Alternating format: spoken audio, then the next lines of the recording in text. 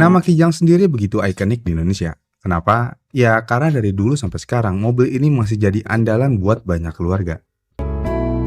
Dan mobil ini awalnya dibuat untuk mengangkut barang, tapi lama-lama jadi favorit buat keluarga juga. Pada awalnya Kijang kotak ini masih pakai desain luar yang mirip sama mobil di Jepang seperti Toyota Kijang generasi pertama. Tapi seiring berjalannya waktu, desainnya mulai dirombak biar lebih cocok buat orang Indonesia. Kemudian kebanyakan dari Kijang kotak ini dilengkapi dengan mesin bensin 4 silinder inline yang berkapasitas 1300 cc sampai 1500 cc. Dan ketika dijual di Indonesia, Toyota menawarkan beberapa varian untuk mesinnya, mulai dari sekitar 1,5 hingga 1,8 liter. Mesin Kijang tahun itu mungkin terlihat sederhana, tapi mesin ini sangat handal dan tahan lama. Dalam hal tenaga, mesin Kijang kotak bisa menghasilkan sekitar 70 hingga 100 horsepower tergantung pada varian dan tahun pembuatannya. Meskipun tidak sekuat mobil-mobil modern, tenaga ini sudah cukup untuk digunakan dalam kegiatan sehari-hari kala itu. Selain itu, mesin Kijang kotak juga dikenal dengan efisiensi bahan bakarnya. Makanya banyak keluarga Indonesia yang punya Kijang kotak yang digunakan untuk kendaraan sehari-hari. Dan Toyota akhirnya mengeluarkan Kijang kapsul pada pertengahan tahun 1997. Toyota melakukan perubahan ini karena ngelihat ada peluang buat ngeluarin mobil keluarga yang lebih modern dan nyaman. Dengan demikian, Kijang kapsul punya desain yang lebih aerodinamis dan modern dibandingkan Kijang kotak. Dengan bentuknya yang lebih membulat membuatnya lebih efisien dalam hal bahan bakar dan performa. Jadi meskipun sekarang kita banyak melihat mobil-mobil dengan desain serupa, namun kala itu Kijang kapsul termasuk yang paling canggih. Mobil ini juga punya dua varian, ada yang dibuat untuk angkutan penumpang dan ada juga yang dibuat untuk mengangkut barang. Lalu varian penumpang bisa muat 7-8 orang, jadi cocok buat keluarga besar. Sementara untuk varian angkutan barang bisa bawa beban cukup banyak. Kijang kapsul juga dilengkapi dengan berbagai pilihan mesin, termasuk mesin bensin dan diesel. Toyota Kijang LGX misalnya, mobil ini memiliki mesin 2466 cc dengan 5 transmisi percepatan dengan sistem penggerak roda belakang atau rear wheel drive. Dan mesin ini dapat menghasilkan 80 hingga 90 horsepower. Dan mobil ini bisa dikatakan mobil aerodinamis SUV pertama dari Toyota. Kemudian tipe tertinggi dari Kijang kapsul adalah Kijang Krista. Dan mobil ini sebenarnya ya sama kayak Kijang kapsul.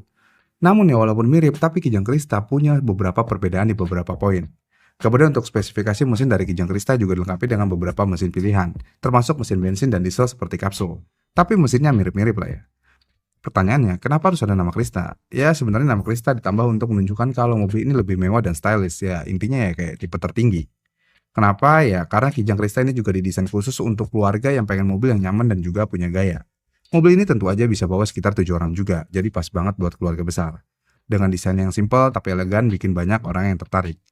Meskipun nggak punya banyak fitur canggih seperti mobil-mobil modern sekarang, tapi Kijang Krista juga jadi pilihan yang populer di zamannya. Dan saking populernya, Kijang Krista juga banyak dipakai sebagai taksi atau angkutan umum karena daya tahan dan keandalannya. Ya walaupun beberapa model Kijang bukan mobil mewah, tapi karena keandalannya Kijang juga jadi populer. Kemudian dari generasi ke generasi, Kijang selalu ada aja inovasi dan upgrade-nya, mulai dari segi desain, teknologi, sampai performa mesinnya. Selain itu nggak saat ini aja, karena dari tahun segitu pun modifikasi mobil juga udah banyak yang melakukannya, dan Kijang menjadi salah satu mobil yang paling gampang dan enak dimodifikasi. Mulai dari yang begini sampai yang begini. Jadi selain buat keluarga, Kijang juga jadi favorit buat para car enthusiast. Jadi Kijang itu lebih dari sekedar mobil, dia udah jadi bagian dari kehidupan sehari-hari masyarakat kala itu. Kemudian karena saking favoritnya ini mobil, Kijang saat ini cukup mahal harganya. Misalnya Kijang kotak nih. Kijang kotak yang udah memiliki umur sudah tidak muda lagi bisa dijual dari harga 20-50 jutaan tergantung kondisi. Mungkin ada yang lebih mahal lagi. Kemudian untuk tipe kapsul yang masih bertahan di harga 40-80 juta untuk segala variannya. Dan tentunya tergantung kondisinya juga. Namun untuk varian ini walaupun ya bentuknya udah keren, tapi bensinnya, waduh, sobat Pertamina banget. Kenapa bisa boros? Ya yang pertama mesinnya cc-nya besar. Yang kedua AC-nya udah double blower. Dan yang ketiga tentu aja beban yang ditariknya berat banget. Lihat aja dari bodinya yang solid banget. Udah pasti mobil ini berat banget. Tapi ya walaupun demikian mobil ini tetap aja jadi inceran para kolektor dan penghobi Kijang. Kemudian Toyota pun meremajakan ketampilan mobil atas nama Kijang ini dengan mengeluarkan Toyota Kijang Innova pada tahun 2004. Mobil ini bentukannya udah cukup berbeda sama yang kapsul. Dan untuk pecinta Kijang sejati, ini bukan lagi seperti Kijang, melainkan mobil lain. Makanya untuk generasi terbarunya saat ini, Toyota sudah melepas nama Kijang dan jadi Innova aja. Misalnya Toyota Innova Reborn dan yang terbaru Zenix.